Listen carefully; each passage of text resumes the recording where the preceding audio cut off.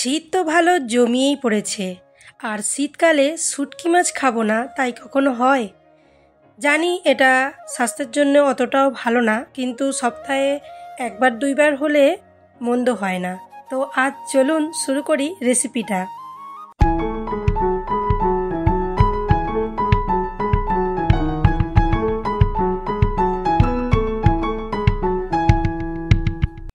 তো আসসালামু আলাইকুম, কেমন আছেন সবাই? আশা করছি অনেক অনেক ভালো আছেন।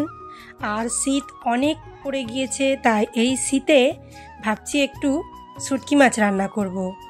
তো এখানে আমি এই যে মিচলি হয়ে আছে না, এই মিচড়িওয়ালা শাক দিয়েই আজকে শুটকি মাছটা রান্না করব। আর এই শাকটা নেব একদম টাটকা, তাই এইগুলো আপনাদের সঙ্গে একটু শেয়ার করছি। তো এখান থেকে আমি কিছুটা শাক নিয়ে আজকে শুটকি মাছটা রান্না করব। তো সকলকে অনুরোধ করব স্কিপ না করে পুরো ভিডিওটা দেখতে থাকুন, আশা করছি অনেক অনেক ভালো লাগবে।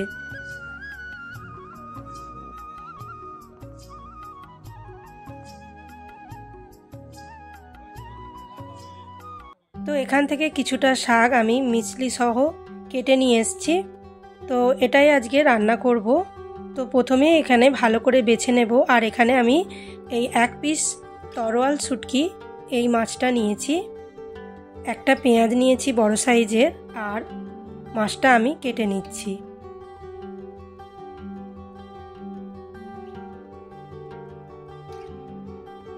জানি শুটকি মাছ অতটা স্বাস্থ্যের জন্য ভালো না, কিন্তু কে শোনে কার কথা? যারা শুটকি মাছ ভালোবাসেন তারাই জানেন শুটকি মাছটা দেখলেই কত সুন্দর একটা লোভনীয় ব্যাপার লাগে। তো এই শীতকালে সপ্তাহে একবার দুবার শুটকি মাছ ভালোই লাগে। তো আমি ভালো করে এগুলো পরিষ্কার করে নিয়েছি। এবার পিস পিস করে মাছটা কেটে নেব।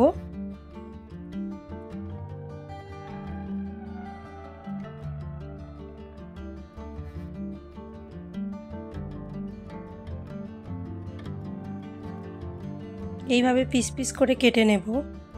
আগে শুটকি মাছে আরও বেশি টেস্ট ছিল, কিন্তু এখন শুটকি মাছ এই মাছগুলো বিশেষ করে গলতে চায় না, তো তাই ভালো লাগে না। আগে কিন্তু মাছগুলোতে আরও বেশি টেস্ট ছিল। তো শাকগুলো আমি এইভাবে কেটে নিয়েছি। আর এখানে আমি 2 পিস আলু দেব। সরাসরি চলে এলাম রান্নাতে।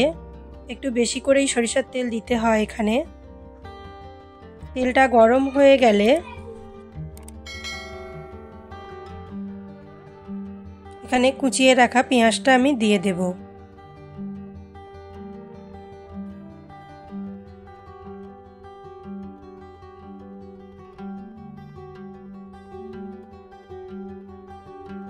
পেঁয়াজটা একটু হালকা ব্রাউন কালার করে নেব।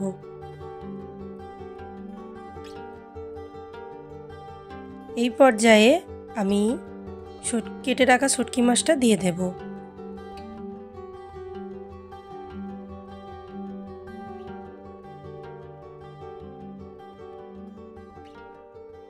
আমি জল দিয়ে ভালো করে এটা ধুয়ে নিয়েছি। এবার একে একে আমি মশলা দিয়ে দিচ্ছি। এখানে রসুন বাটা দেব আমি প্রায় 1.5 চামচ পরিমাণ।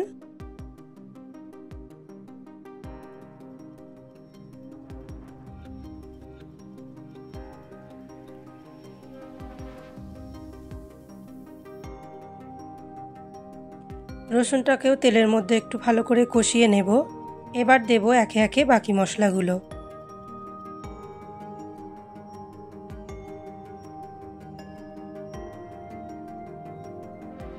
লবণ দেব স্বাদ মতো।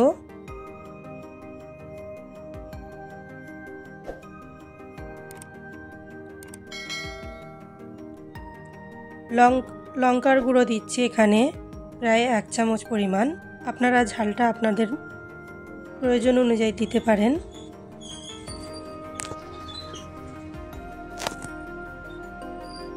হলুদ গুঁড়ো দেব 1 চামচ পরিমাণ। এবার ভালো করে মশলাটা কষিয়ে নেব। মশলাটা কষানোর সময় আমি চুলার আঁচটা মিডিয়াম ফ্লেমে রাখলাম আর অল্প অল্প জল দিয়ে ভালো করে কষিয়ে নেব। এই পর্যায়ে একটু ঢাকা দিয়ে রেখে দেব।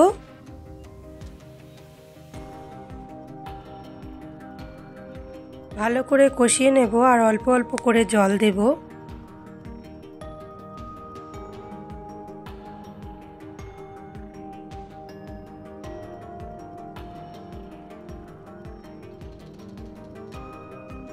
এইভাবে শীতকালে শুটকি মাছ কার কার ভালো লাগে কমেন্ট করে জানাতে পারেন।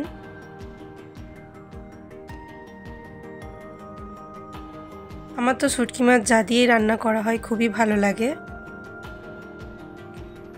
তো ভালোভাবে এখানে কষিয়ে নিয়েছি। কালারটা দেখুন কত সুন্দর এসছে।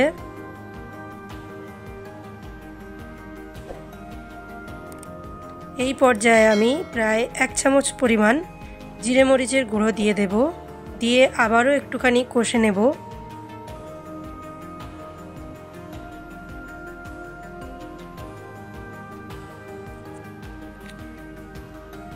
এই পর্যায়ে কেটে রাখা সবজিগুলো দিয়ে দেব।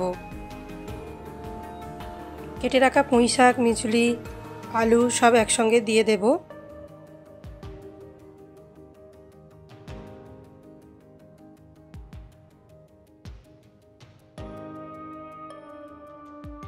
ভালোভাবে কষিয়ে নিতে হবে।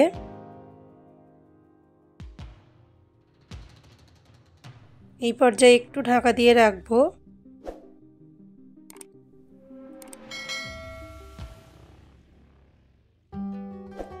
একটু ভালোভাবে কষিয়ে নেব।